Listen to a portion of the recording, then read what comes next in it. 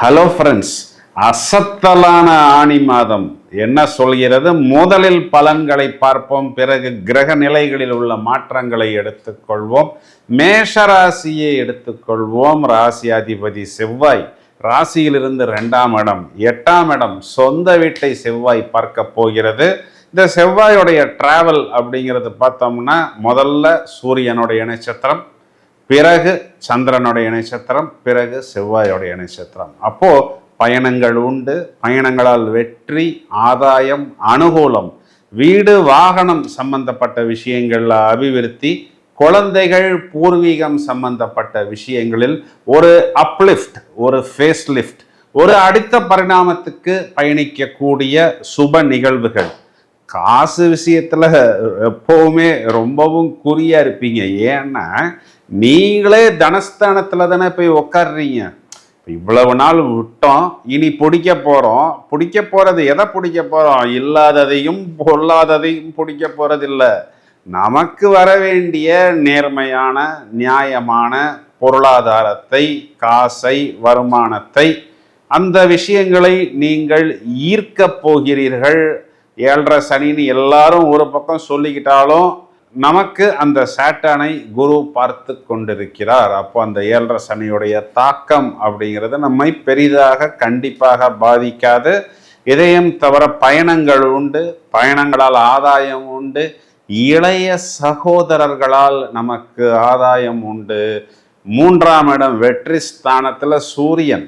அப்போ அரசாங்கம் சம்பந்தப்பட்ட அனைத்து விஷயங்களிலுமே ஜாக்பாட். மிஸ்டர் சூரியன் நமக்கு சாதகமாக இருக்கிறார். கவர்மெண்ட் சம்பந்தப்பட்ட ஜாப், பேமெண்ட், வருமானம், வரவேண்டிய பழைய பாக்கிகள், கவர்மெண்ட் வேலைக்காக காத்திருக்கக்கூடிய நபர்களுக்கெல்லாம் ஜாக்பாட். யாரெல்லாம் மேஷராசியில் குழந்தைகள் சம்பந்தப்பட்ட விஷயத்தில் வயதை அனுசரித்து ஒரு தீர்மானத்துக்கு வரணும்னு நினைத்தீர்களோ அது எல்லாமே புத்திசாலித்தனமாக நடக்கும். அதற்குண்டான செய்திகள் வரும். வேகமாக நடக்கும், விவேகமாகவும் நடக்கும். 4ஆம் வீட்டில் மிஸ்டர் ஜூபிட்டர், மிஸ்டர் வீனஸ், 2 இனிப்பு கிரகம், 2 ஒளி கிரகம். அப்படின்னா என்ன அர்த்தம்? வீட்டுக்கு வாசல்ல சீரியல் லைட் போடக்கூடிய அமைப்பு, வீட்டுக்குள்ள இனிப்பு, சுப நிகழ்வுகள் நடக்கும். மெயினா உங்களுக்கு அது உங்களுடைய குழந்தைகள் சம்பந்தப்பட்ட விஷயமாக இருந்தாலும் சரி, இல்லை புதிதாக இடம் வாங்குவது, வீடு வாங்குவது போன்ற விஷயங்களாக இருந்தாலும் சரி, இதையெல்லாம் ஒரே வார்த்தையில சொல்லணும்னா பாக்கியம்.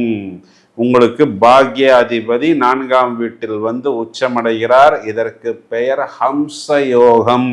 பஞ்சமகா புருஷ யோகத்தில் முதல் தரமான ராஜயோகம் அப்படிங்கிறதை நாம் இந்த ஹம்ச யோகத்தை வைத்து சொல்லலாம். 5ஆம் வீட்டில் சுக்கிரன்.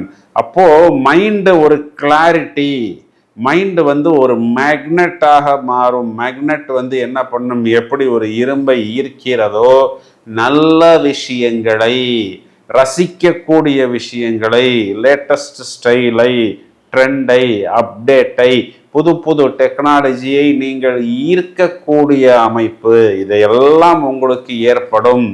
ஆனால் நீங்கள் ஈர்க்கக்கூடிய விஷயங்கள் எல்லாம் உங்களுக்கு பொருந்துமா என்று பார்த்து கொள்ளுங்கள். என்ன சார் இப்படி சொல்லிட்டீங்க அப்படின்னா, இந்த 5ஆம் இடம் நாம் மதிமயங்கக்கூடிய இடம்.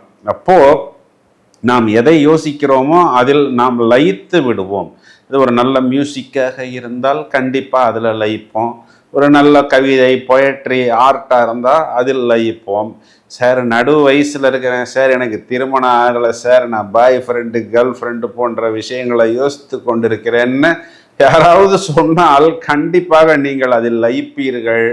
தேவையான விஷயங்களை மட்டும் எடுத்துக்கொள்ளுங்கள். அதில் நிறைய நான்சென்ஸான விஷயங்கள் கூட உங்களுக்கு வரும். அதனால் தேவையான விஷயங்களை பக்குவமாக எடுத்துக்கொள்ளுங்கள். 5ஆம் இடத்தில் கேது. குழந்தைகள் சம்பந்தப்பட்ட விஷயத்துல ஒரு கிளாரிட்டி. லெஃப்ட் ரைட்டு குழந்தைகள் பார்க்க மாட்டார்கள். தேவையில்லாத பழக்க வழக்கங்களை விட்டு விடுவார்கள். ஞானகாரகன் கேது. அப்போ வந்து என்ன பண்ணுவார்? அவர் ஞானத்தை கொடுப்பார்.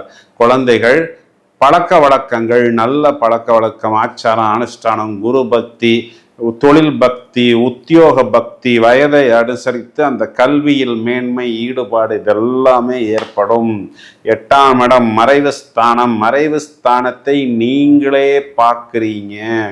அப்போ நீங்கள் எதையோ மறைக்க போகிறீர்கள். எதை மறைக்க போகிறீர்கள்ங்கிறத நீங்களும் என்கிட்ட சொல்ல போறதில்ல, நானும் அதை வெளியில சொல்ல போறது கிடையாது. ஏன்னா இந்த பக்கம் லாபஸ்தானத்தில் ராகு நமக்கு தாறுமாறான லாபத்தை கொடுத்து கொண்டிருக்கிறார். அப்போ நமக்கு லாபம் கூடுதலாக வருகிறதுன்னு 4 பேருக்கு தெரிந்தால் 10 ரூபா கடன் கேட்குறவங்க சும்மாவா இருப்பாங்க?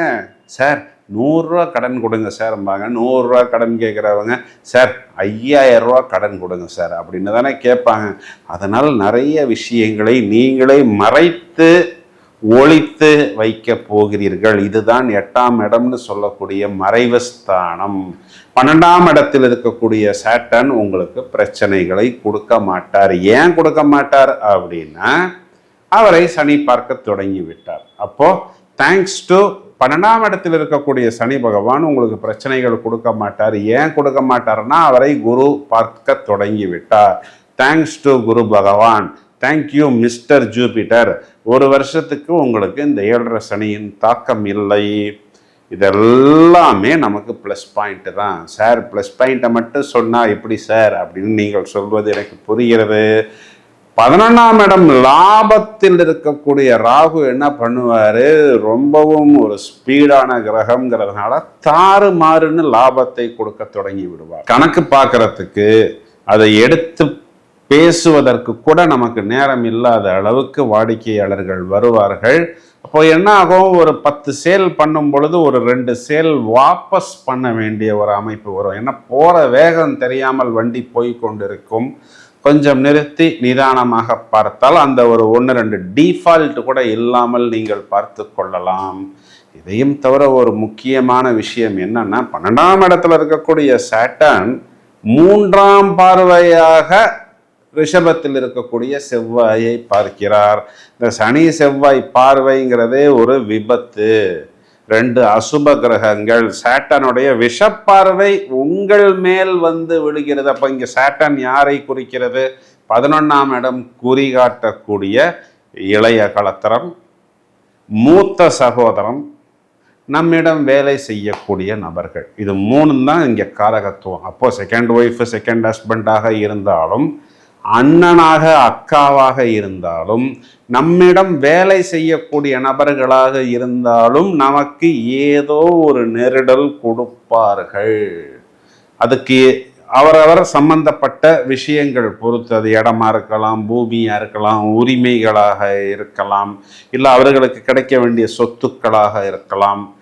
அது சந்தர்ப்ப சூழ்நிலையை அனுசரித்து நீங்கள் இதற்கு முடிவு எடுத்துக்கொள்ள வேண்டும். இதற்கு வழிபாடு அப்படின்னா பைரவர் வழிபாடு அஷ்டமி திதிகளில் செய்யணும். மேலும் மேஷராசி சகோதரிகளை எடுத்துக்கிட்டோம்னா, கணவனை குறிகாட்டக்கூடிய செவ்வாய் இதனால் வரை உங்கள் தலைமையில் தான் உட்கார்ந்திருந்தார். உங்களுடைய ஒவ்வொரு அதிர்வையும் அசைவையும் பார்த்து கொண்டிருந்தார். இப்போ செவ்வாய் 2ஆம் வீட்டுக்கு வருமானத்துக்கு உங்களுடைய கணவன் பிஸியாகி விட்டார். அவர் நன்றாக சம்பாதிக்கட்டும். அவர் சம்பாதித்தால் தான் குடும்பம் நல்லபடியாக நடக்கும். வயதில் மூத்த நபர்களை எடுத்துக்கிட்டோம் அப்படின்னா, இத்தனை நாள் நம்ம எதுக்கு கோபப்பட்டோம், ஏன் டென்ஷன் ஆனோம் அப்படிங்கிறது நாம் தெரியாமல் இருந்தோம். ஜூன் மாதம் 21 முதல் இந்த டென்ஷன், கோபம் அப்படிங்கிறது நமக்கு குறைந்துவிடும்.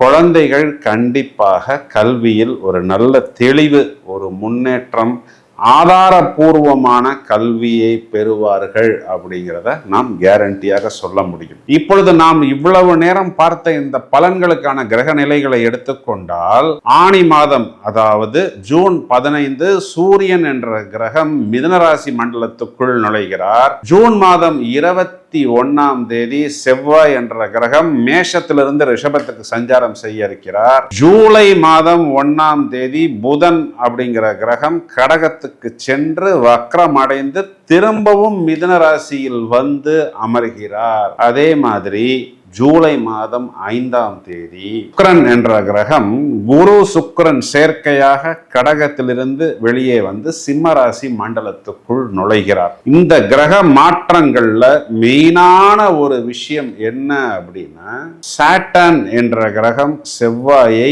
3ஆம் பார்வையாக தனது விஷ பார்வையால் பார்க்கிறது.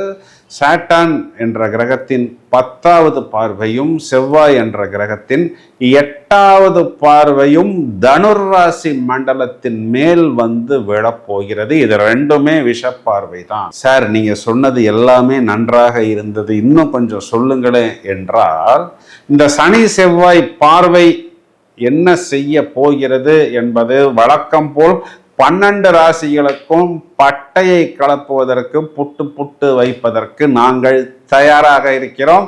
அதற்கான காணொளிகளும் தயாராகி கொண்டிருக்கிறது. தொடர்ந்து இணைப்பில் இருங்கள். இந்த பதிவை உங்களது நண்பர்களுக்கும் உறவினர்களுக்கும் ஷேர் செய்யுங்கள். வாழ்த்துக்கள். Thank you friends.